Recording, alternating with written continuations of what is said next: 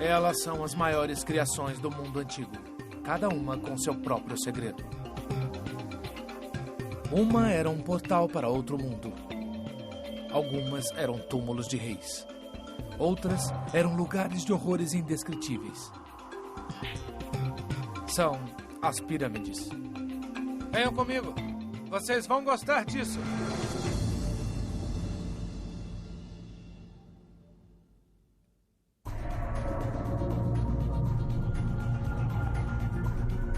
As pirâmides do Egito, antigas máquinas do tempo, projetadas para levar o faraó daqui para a eternidade.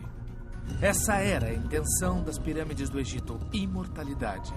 Elas guardavam a múmia do rei para que ele pudesse ressuscitar no outro mundo.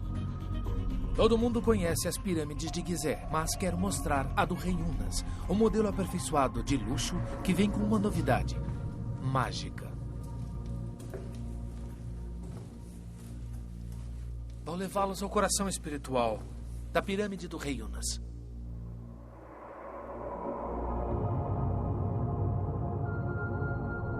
Este é o mais antigo conjunto de textos importantes do mundo e é cheio de palavras mágicas com a intenção de proteger a múmia do faraó. Há feitiços para tudo. Tem um feitiço que diz que o rei Unas não será picado por um escorpião.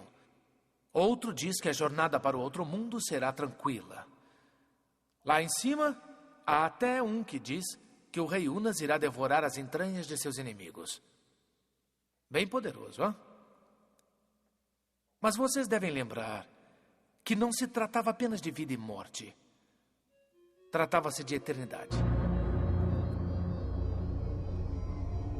Então, há 4.500 anos, o rei Unas e todos os seus tesouros foram sepultados na pirâmide. Mas não deu certo. Nem as palavras mágicas de Unas conseguiram impedir os saqueadores de irem atrás do ouro. E as pirâmides de Gizé? Elas também foram saqueadas. Entendam, pirâmides são alvos evidentes. Elas diziam, roubem-me. Por isso os faraós pararam de construí-las. Foi o fim de uma era. Os tesouros e o ouro de Tutankhamon, eles não foram encontrados numa pirâmide. Ele e outros faraós depois dele escolheram ser sepultados em túmulos secretos, escondidos no remoto Vale dos Reis. Foi ali que Ramsés o Grande, o faraó do Êxodo, repousou. O único rosto bíblico que podemos ver. Quando o rei guerreiro Tutmoses III foi sepultado no vale, já fazia séculos que um faraó do Egito não era mais enterrado numa pirâmide. O tempo delas havia passado. O Egito nunca mais construiria outra pirâmide.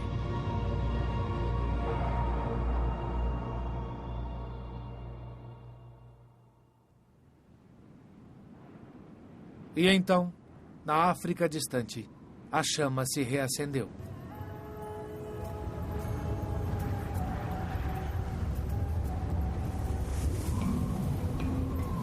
Centenas de quilômetros ao sul, Nilo acima, depois de enfurecidas cataratas. Longe das atemorizantes estátuas colossais de Ramsés o Grande. A terra que os egípcios chamavam de Tasseri, o país do arco. Uma terra de arqueiros lendários, de ouro, a terra da Núbia. Foi uma época especial, quando coisas espantosas podiam acontecer. Por séculos, o Egito dominou a Núbia, mas isso estava para mudar. Naquele tempo, um rei negro da Núbia liderou seu exército para o norte, através das cataratas, passando pelos semblantes insolentes do faraó Ramsés. Isso deve ter dado ao nosso rei núbio um prazer especial. Ramsés sempre retratara os núbios amarrados como prisioneiros. Agora seria a vez deles.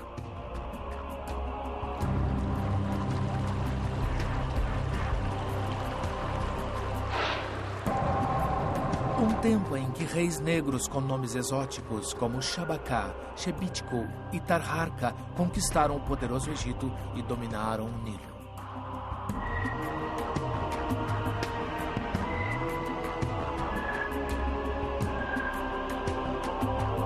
Eles não eram conquistadores estrangeiros comuns. Sabiam da grandeza do Egito, de seus templos e túmulos fabulosos, suas centenas de deuses, e juraram devolver o decadente Egito à sua antiga glória. Os reis núbios reconstruíram templos em ruínas e fizeram oferendas aos deuses egípcios. O herói da nossa história é o grande faraó Tarharka. Foi durante a campanha de Tarharka pelo Egito que ele viu as pirâmides pela primeira vez. E quando ele voltou para Núbia, jurou construir sua própria pirâmide. Depois de 1000 anos, a chama da construção de pirâmides voltou a brilhar.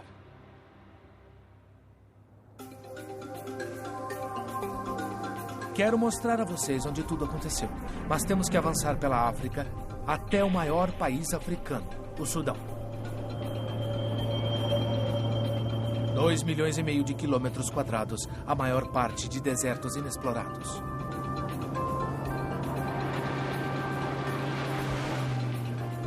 É um país difícil. Os seus habitantes dizem: quando Deus fez o Sudão, deu risada.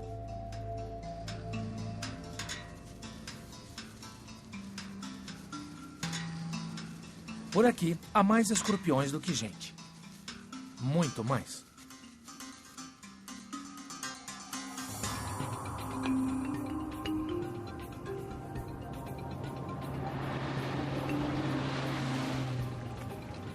Quando a gente finalmente sai do deserto, tem que atravessar o Nilo de balsa. Não há pontes por aqui.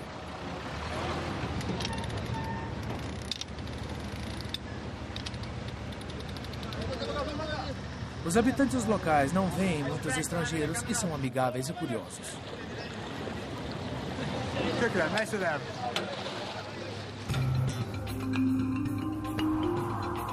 A caminho da pirâmide de Tarharka, pode-se dirigir por dias sem ver nenhum outro veículo. Mas de repente, no meio do nada, um local que o tempo esqueceu.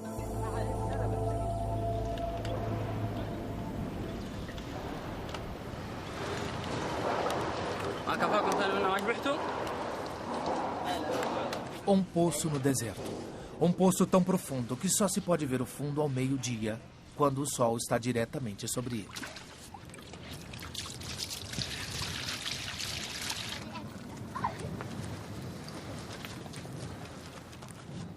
Este povo é o Bicharim, uma tribo que há centenas de anos vive nos desertos. A vida quase não mudou para eles no decorrer dos séculos. Este é um lugar que o tempo realmente esqueceu.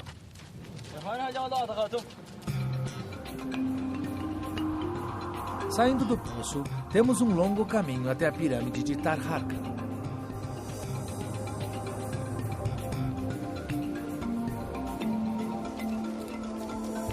De repente ela aparece, circundada pelas pirâmides de seus descendentes. Hoje a pirâmide do Grande Rei está em ruínas, mas este é o local onde tudo começou de novo.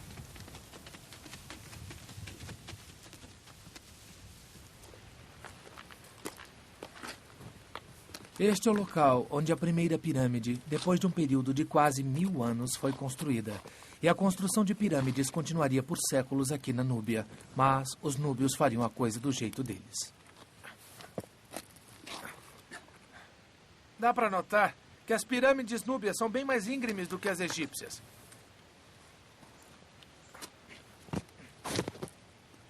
Mas essa não é a única diferença. Vou mostrar como eram construídas. Quero lhes apresentar o Shaduf, o guindaste do Antigo Egito e da Núbia. Basicamente, é um peso na ponta de uma vara. Ainda é usado no Egito de hoje para tirar água do Nilo. Os reis núbios usavam Shadufs para levantar os blocos de suas pirâmides. O Dr. Fritz Hinkel é o decano das pirâmides núbias. Por 40 anos, ele vem estudando e reconstruindo as pirâmides dos reis da Núbia. Usando o Shaduf, como nos tempos antigos, Hinkel reconstrói pirâmides. Ele percebeu que quando se usa um Shaduf para levantar os blocos, se obtém ângulos íngremes. Não dá para colocar um bloco muito longe do lugar onde o Shaduf está. O dispositivo deixa claro o porquê dessas pirâmides serem tão íngremes. Os reis núbios reviveram a construção de pirâmides, mas fizeram do jeito deles. Agora, um teste sobre a Bíblia. Quem é o único construtor de pirâmides citado na Bíblia? Eu dou uma pista. Ele é núbio. Tarharka. Tarharka, o faraó que reviveu a construção de pirâmides, é citado na Bíblia como um guerreiro. Mas ele não é o único na família com ligações com a Bíblia.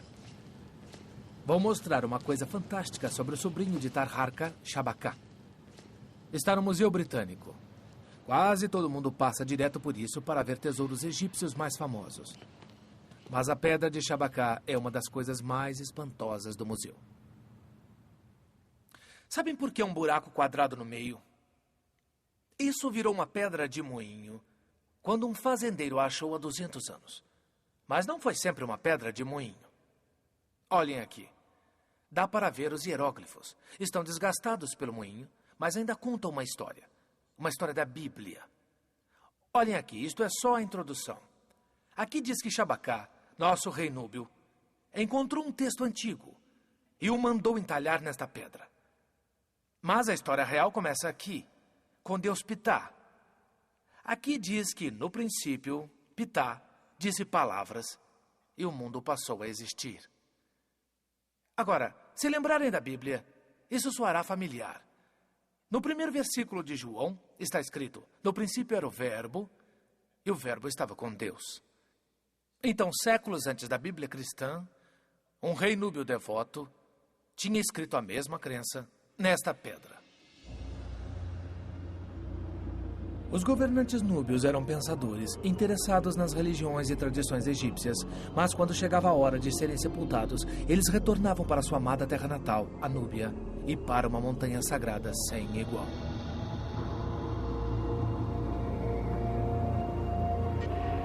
Na língua antiga era chamada de Diwabi, a montanha pura. E mesmo hoje, em árabe moderno, Gebel Barkal significa a mesma coisa. A história esqueceu de Gebel Barkal, mas para os antigos núbios e egípcios, ela era como Meca ou Jerusalém. Este foi um dos lugares mais sagrados do mundo antigo. Hoje o templo é uma ruína, mas há 2000 anos era tão grandioso quanto qualquer dos grandes templos egípcios.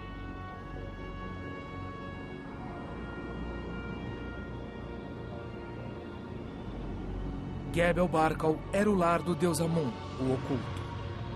Aqui os faraós núbios construiriam suas pirâmides.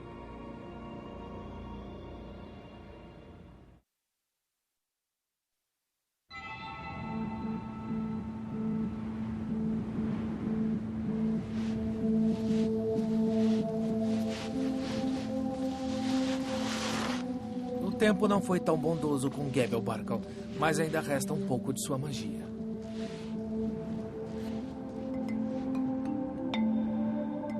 Fico pensando se esses pássaros estão só brincando com aquele pedaço de papel ou se estão ensinando os mais jovens a caçar na montanha sagrada.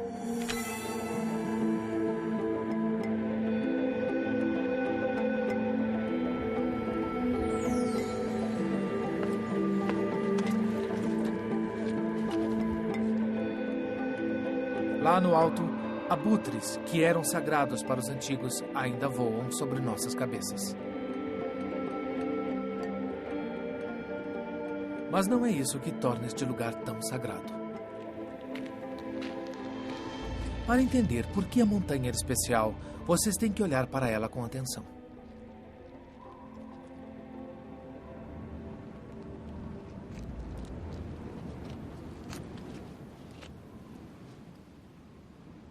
Estão vendo aquela elevação?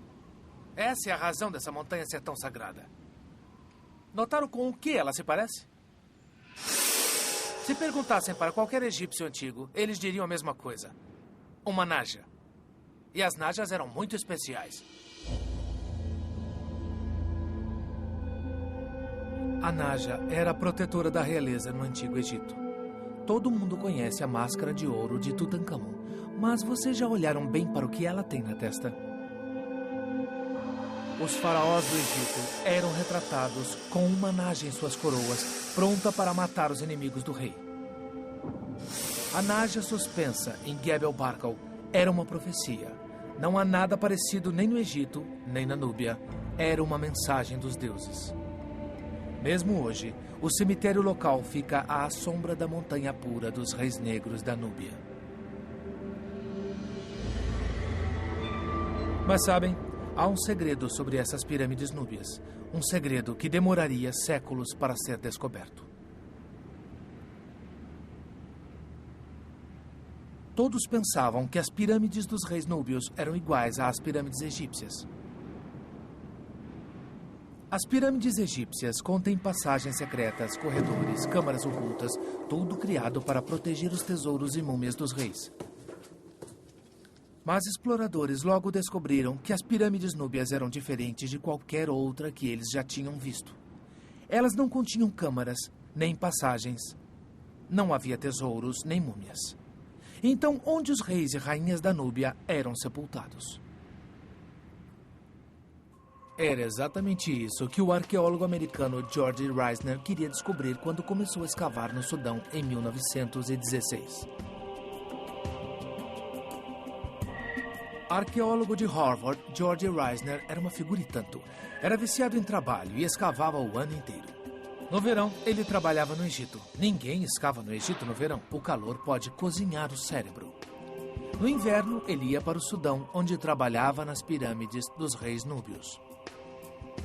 Reisner fazia tudo com paixão. Fumava sem parar, fumava qualquer coisa, de ótimos charutos cubanos até os terríveis cigarros egípcios. Mas à noite, ele relaxava com romances policiais. E o que ele fazia, depois de ler o romance, era dar nota para eles como prova escolar. Este ganhou um A-. Este outro aqui, a pista do cadáver faminto, bem, este não era tão bom, só ganhou um B. Mas desvendar o mistério dos túmulos perdidos dos reis da Núbia era exatamente o tipo de desafio que ele adorava. Reisner começou sua busca à sombra de Gebel Barkal, a montanha sagrada. Ele logo descobriu que as pirâmides eram sólidas. Não há sepulcros aqui. Reisner imaginou que os sepulcros não estariam longe das pirâmides. E ele era um bom pesquisador. Ele encontrou degraus de pedra bem na frente da pirâmide.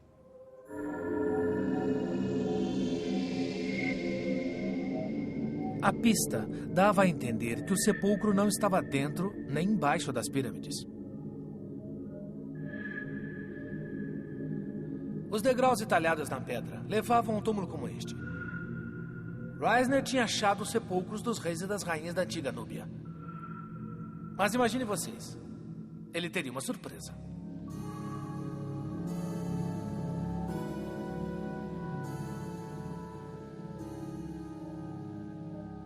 Estes eram os deuses tradicionais do Antigo Egito. Até aí, sem surpresas. E deste lado, uma múmia, com seu tradicional leito funerário egípcio. Mas as aparências podem enganar. Esta é a surpresa.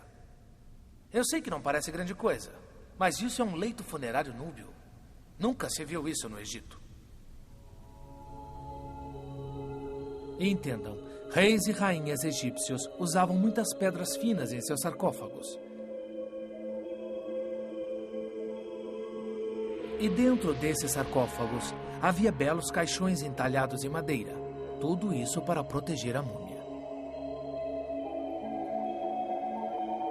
Mas, na Núbia, madeira e pedras finas eram raras. Por isso a múmia era colocada sobre um leito funerário simples. Mais uma vez, os reis e rainhas da Núbia estavam fazendo as coisas do jeito deles. Por que os reis e rainhas da Núbia construíram pirâmides se não iam ser sepultados nelas? As pirâmides da Núbia eram símbolos de status. Significavam prosperidade e eternidade, a lápide definitiva. Os reis negros da Núbia estavam combinando as grandiosas tradições egípcias com seus próprios costumes. Reisner descobriu os sepulcros dos reis núbios. É verdade, mas no fim, os próprios faraós o enganaram. Suas múmias foram destruídas por saqueadores de túmulos. Mas vou lhes mostrar o quanto ele chegou perto de um rei núbio. O crânio do faraó Xebítico. Ele está no Museu Peabody, em Harvard, e eu quero prestar minha homenagem. Este é o crânio que Reisner achou. Ele pensou que era de um faraó, mas há um problema. Eu vou mostrar. O crânio é delicado, ele é bem fraquinho. Não é robusto como o crânio de um homem. E olhando em volta das órbitas do olho, percebemos linhas frágeis, muito delicadas. Isto é, quase com certeza, um crânio feminino. Reisner pensou que tinha achado um rei. Eu acho que não. Mas sendo da Núbia, pode até ser uma rainha. As rainhas da Núbia eram quase tão poderosas quanto os reis. Nas paredes de suas capelas e templos são retratadas como mulheres poderosas, tão grandes quanto os reis. Vocês nunca veriam isso no Egito.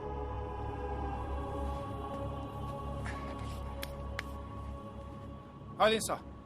Vou mostrar uma coisa que não se pode fazer no Egito. Tocar 2 pirâmides ao mesmo tempo. Viram? As coisas eram diferentes na Núbia. As rainhas da Núbia podiam ter pirâmides tão grandes quanto as de seus maridos. E elas tinham. Existem mais pirâmides na Núbia que no Egito. Elas aparecem no deserto por centenas de quilômetros. No Egito, elas eram coisas enormes, projetadas para proteger os tesouros de um rei. Na Núbia, elas eram memoriais elegantes, agrupadas, como uma família feliz com a proximidade. No outro lado do mundo, um outro reino antigo estava construindo pirâmides, mas por uma razão tão horripilante que os núbios jamais poderiam imaginar. A única coisa que as pessoas sabem sobre os astecas no México é que eles praticavam sacrifícios humanos. O que ninguém sabe é a quantidade.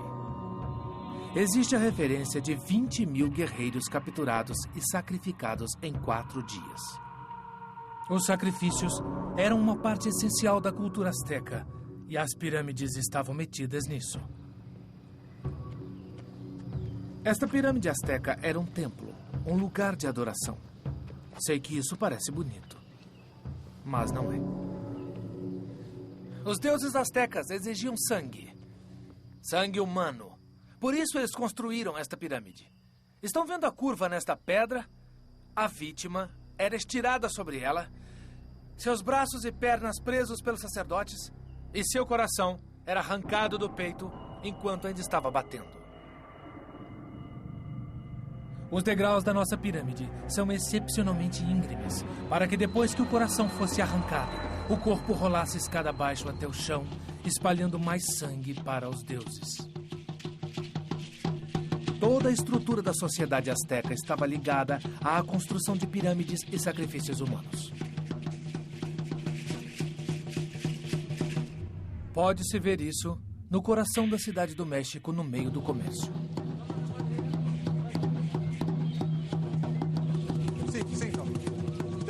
Para o guerreiro conquistar uma posição, ele tinha que capturar guerreiros inimigos vivos para o sacrifício. Quanto mais sacrifícios, maior a posição.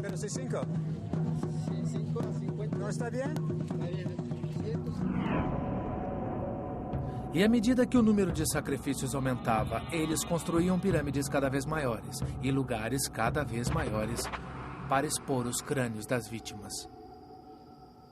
Muros de pedra como este não eram só fantasia.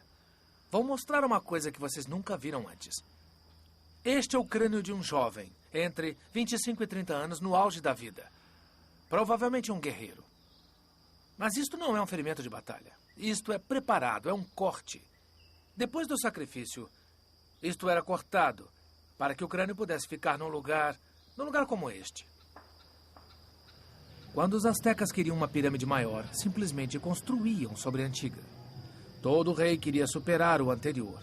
Então ele tinha que fazer mais sacrifícios. E isso exigia pirâmides cada vez maiores. Os astecas ficaram presos numa espiral de sacrifícios humanos e construções de pirâmides, mas não eram os únicos americanos antigos que faziam sacrifícios humanos.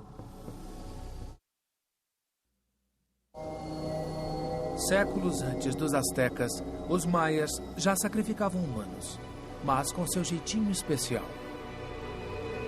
As pirâmides maias se estendem por 2.000 quilômetros através da América Central, e misturados a elas existem estádios cerimoniais. Eles têm tudo o que um estádio moderno tem: bancos para os espectadores e até um lugar de honra para o rei. O primeiro esporte coletivo do mundo foi jogado neste estádio. E há uma coisa interessante neste estádio. Ouçam.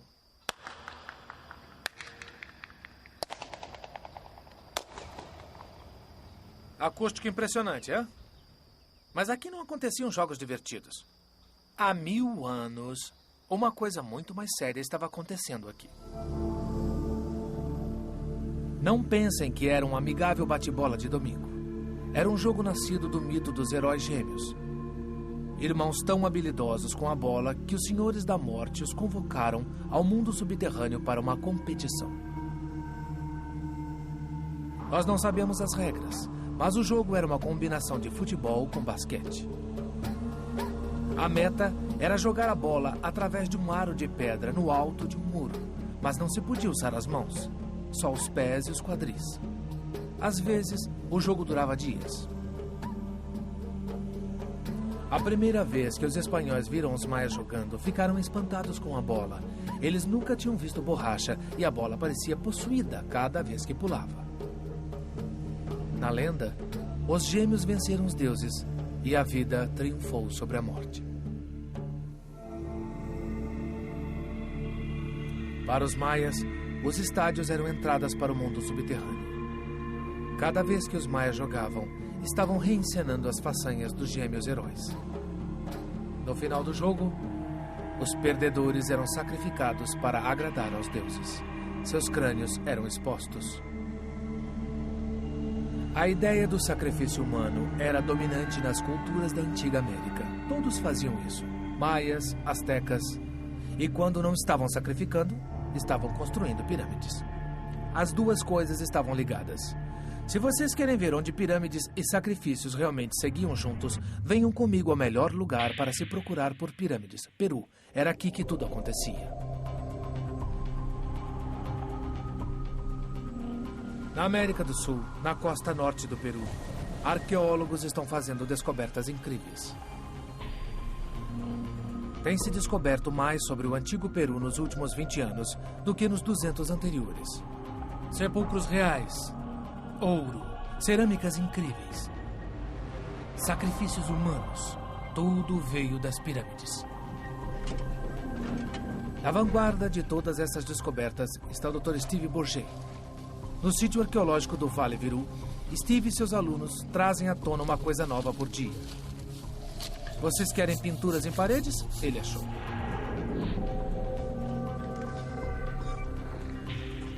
Bourget acaba de descobrir 9 lhamas que foram sacrificadas e colocadas sob o piso de uma das salas no interior da pirâmide. Mas a pirâmide de Bourget é só uma entre muitas. Há 1500 anos, um povo misterioso chamado Moche estava construindo pirâmides que competiam com as maiores do Egito. Os Moche não tinham muita pedra, então usavam tijolos de barro para construir suas pirâmides. 150 milhões de tijolos foram usados nesta beleza, a Pirâmide do Sol, no Peru. Mas não sabemos para que ela era utilizada. Isso porque os Moche não tinham uma linguagem escrita. O que eles deixaram para trás foram vasos, milhares deles. Há 2 tipos deles, e ambos são esquisitos. Um tem forma de gente e muitos são de prisioneiros amarrados. O outro tipo de vaso Moche é bem estranho também. Tem desenhos pintados que os arqueólogos pensavam ser mitológicos. Só recentemente a história real foi decifrada e aposto que vocês adivinham o que está envolvido.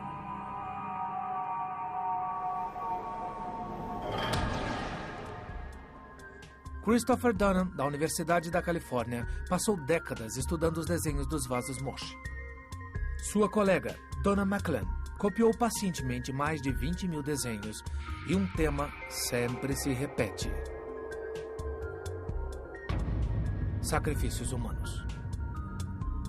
Os desenhos sempre terminam com uma figura sinistra usando um capuz e bebendo uma taça de sangue. As imagens ameaçadoras nos vasos eram de eventos reais ou eram mitos moche, histórias de coisas terríveis que os deuses supostamente faziam uns com os outros. Por anos, os arqueólogos não tiveram certeza, mas uma pirâmide revelou a resposta. Esqueletos de homens jovens.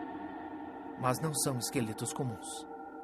As vítimas tinham sido horrivelmente torturadas e mutiladas. Mãos foram amputadas.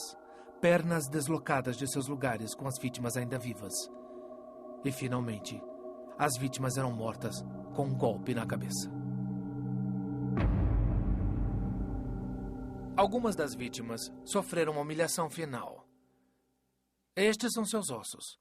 Quando um amigo meu, John Verano, olhou para eles, descobriu uma coisa chocante. Quero mostrar a vocês. Não é fácil de ver, mas é interessante. Olhem bem de perto aqui nestas vértebras. Vocês conseguem ver essas pequenas marcas? É o tipo de marca que se obtém quando alguém retira a carne cuidadosamente, deixando apenas a parte do esqueleto. Agora, por que os moche queriam um esqueleto inteiro? Não era para uma lição de anatomia. Os moche tinham uma cerimônia bizarra, onde faziam esqueletos dançarem. Eles brincavam com os esqueletos de suas vítimas. Mas isso não é tudo que sabemos desses pobres prisioneiros. Vocês vão se espantar. Na Pirâmide da Lua, no Peru, o arqueólogo Santiago Seda tem feito descobertas incríveis. Descobertas que são difíceis de acreditar. Ele conseguiu recriar os últimos momentos das vidas das vítimas no dia do sacrifício. Tudo começava na praça, na frente da pirâmide. A multidão se juntava para assistir ao espetáculo. Os prisioneiros eram levados por esta passagem, como gado. Depois eram obrigados a passar por pinturas dos guerreiros que os haviam derrotado. Imaginem no que eles pensavam. Eram humilhados em seu caminho pela pirâmide, passando por pinturas de deuses irados, uma espécie de aviso dos horrores que os aguardavam. Os prisioneiros, sabendo que seriam sacrificados, eram trazidos aqui, para o coração da pirâmide. Depois, eram colocados nesta sala. Imagine-a com paredes brancas e resplandecentes. Mas depois, eram torturados até sangrarem em profusão. Tudo para agradar os deuses. Vagarosamente, dolorosamente, a cerimônia estava chegando ao fim. Depois de drenarem o sangue das vítimas vivas, o colocavam numa taça e a traziam para cá, para esta sala. Então, o sumo sacerdote, com a taça na mão, subia estas escadas e apresentava a taça para o senhor da pirâmide.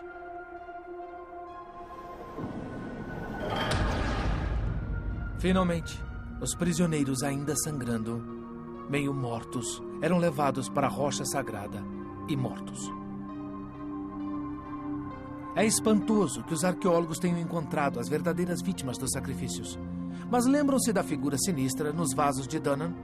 Aquele com o capuz fantástico que recebe a taça de sangue? Seria ele real também? A resposta veio num telefonema para o maior arqueólogo peruano, Walter Alva. Saqueadores, cavando na pirâmide de Sipã, encontraram ouro. Adornos de orelhas, colares. O que vocês imaginaram, eles encontraram. Mas o maior de todos os tesouros ainda estava enterrado, esperando por Walter Alva. Alva iniciou uma escavação meticulosa. E logo ele encontrou o equivalente sul-americano ao túmulo de Tutankhamon, o sepulcro intacto do senhor de Sipã, com todos os seus tesouros.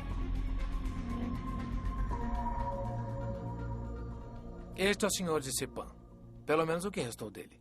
Está com esse aspecto porque a sala onde ele estava ruiu e um peso enorme caiu sobre ele. Mas os ossos ainda têm muito a nos dizer. Era de meia-idade.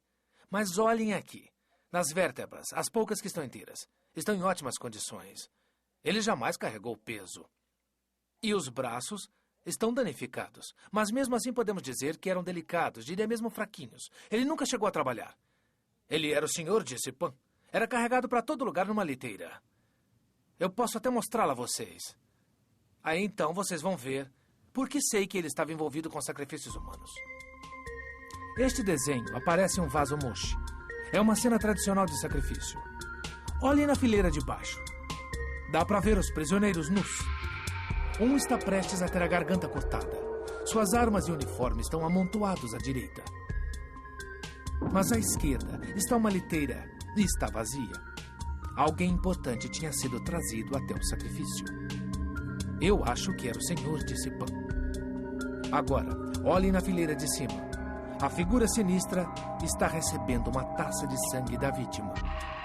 Suas roupas, capuz e ornamentos são iguais aos que Alva encontrou no túmulo do Sr. Discipan. Ele é a figura nos vasos de Dona. Não eram figuras lendárias. Era gente de verdade envolvida em sacrifícios humanos. Os vasos moche são instantâneos de antigos rituais. Vocês devem estar fartos de sacrifícios humanos. Esperem e vou levá-los a uma pirâmide que nos remete a outro mundo.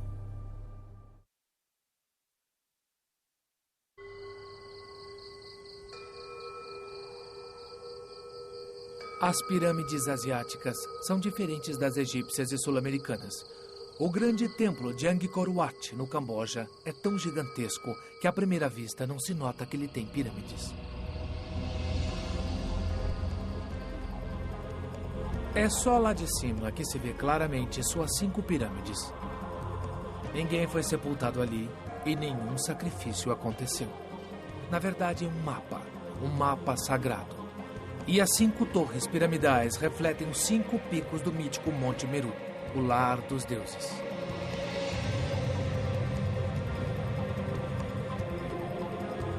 No sul da Índia, as pirâmides do Templo Madurai também imitam os picos do Monte Meru.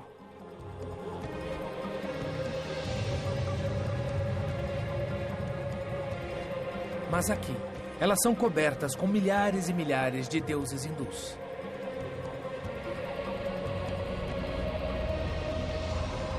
As pirâmides da Ásia inspiram outros sentimentos. Mas vou lhes mostrar a mais estranha das pirâmides asiáticas. Ela está nos campos de arroz de Java, uma das maiores ilhas da Indonésia. Fica escondida, longe dos povoados da Indonésia. Isso porque é uma pirâmide projetada para nos ajudar a fugir do mundo. Mas não vejam isso como uma simples pirâmide. É uma máquina de ensinar, criada para levar pessoas a lugares onde nunca estiveram. Peregrinos têm vindo admirar os entalhes de Borobudur há milhares de anos. Eles começariam aqui, no piso mais baixo.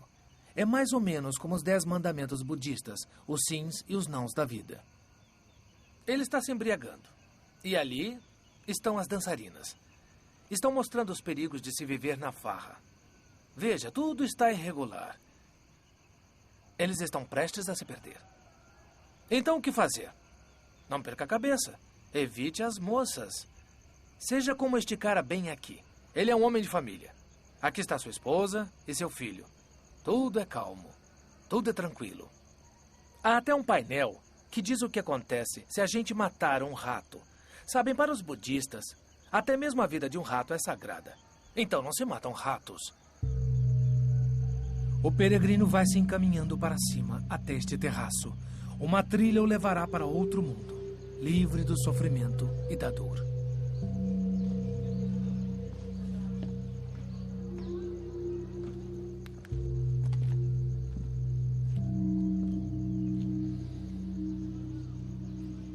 Naquele tempo, monges teriam explicado cada imagem para o nosso peregrino, e a quase 5 quilômetros delas. Nosso peregrino poderia até fazer um teste para seguir até o nível seguinte, e há 10 níveis.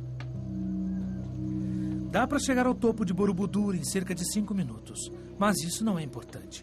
Borobudur não é uma pista de corrida. Sabem, este é um lugar de iluminação, de desprendimento do mundo físico. E isso leva tempo. Cada passo dado por nosso peregrino o leva mais perto da iluminação e mais longe do mundo abaixo. Quanto mais alto ele chega, mais difíceis de entender vão ficando as cenas. Na hora que o peregrino atingir este nível, seu cérebro vai estar embaralhado. Ele deve ter levado anos para chegar tão longe. E prosseguir fica mais difícil. Não há mais histórias fáceis para ajudá-lo. É um doutorado em budismo. O peregrino passou anos nos corredores de Borobudur, com um olhar fixo nas imagens entalhadas, tentando entender seu significado, procurando por iluminação. Finalmente, ele chega ao último painel. E é o de número 1460. E aí, essa criação faz uma coisa absolutamente espantosa. Mas eu não vou contar o que é. Vou deixar que vocês mesmos vejam.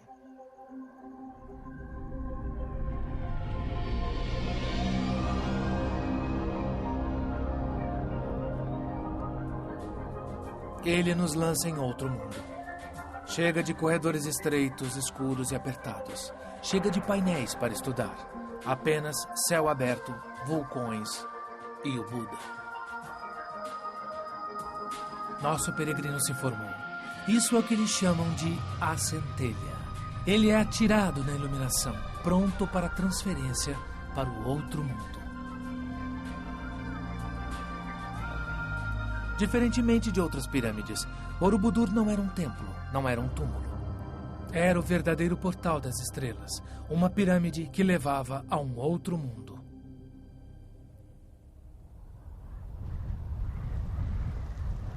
Mas de volta ao mundo real, os reis negros da Núbia estavam tendo problemas reais. Tão reais que eles queriam poder encontrar um outro mundo. Vocês vão ver.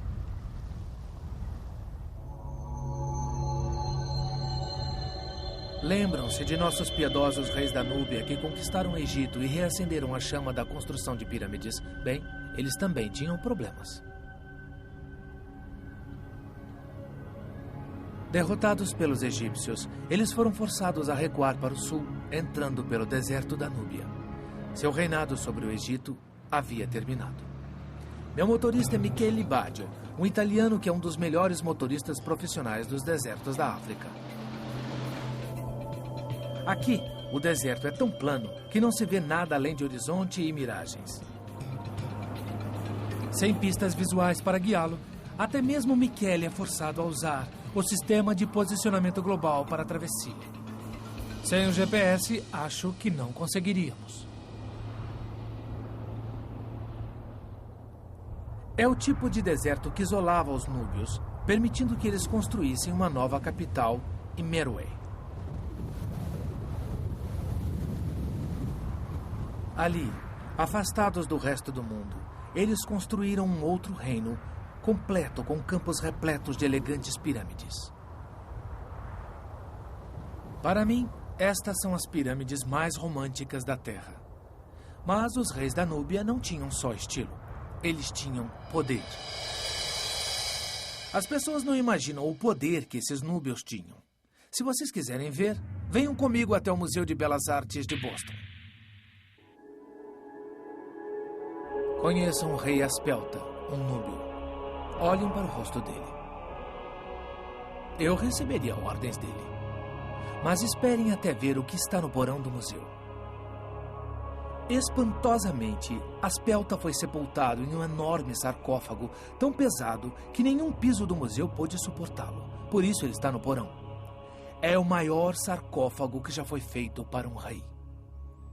Tal era o poder que ele tinha. Mas nem mesmo o reino da Núbia poderia durar para sempre.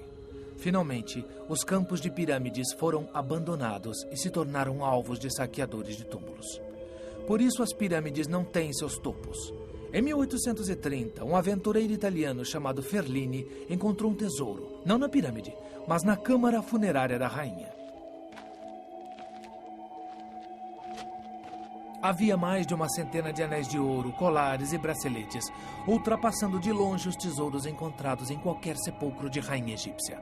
Ferline pensou que outras câmaras funerárias contivessem um tesouro igual. Então, para despistar os outros, ele mentiu e declarou que tinha achado o tesouro numa câmara secreta no topo da pirâmide. Logo, outros caçadores de tesouros estavam decapitando todas as pirâmides que viam.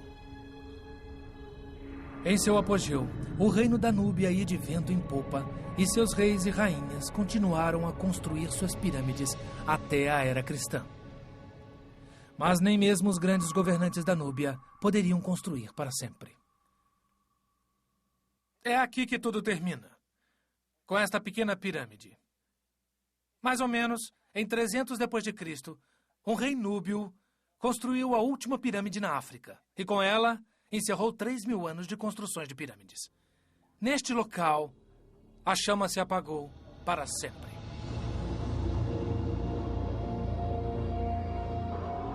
Será que quando o último rei escreveu seu nome nesta pirâmide, sabia que seria a última?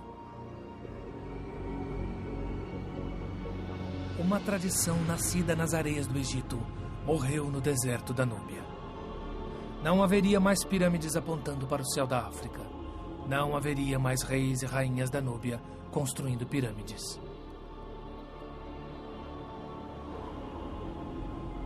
Aqui, no remoto deserto da Núbia, o sol finalmente se pôs sobre a última pirâmide africana.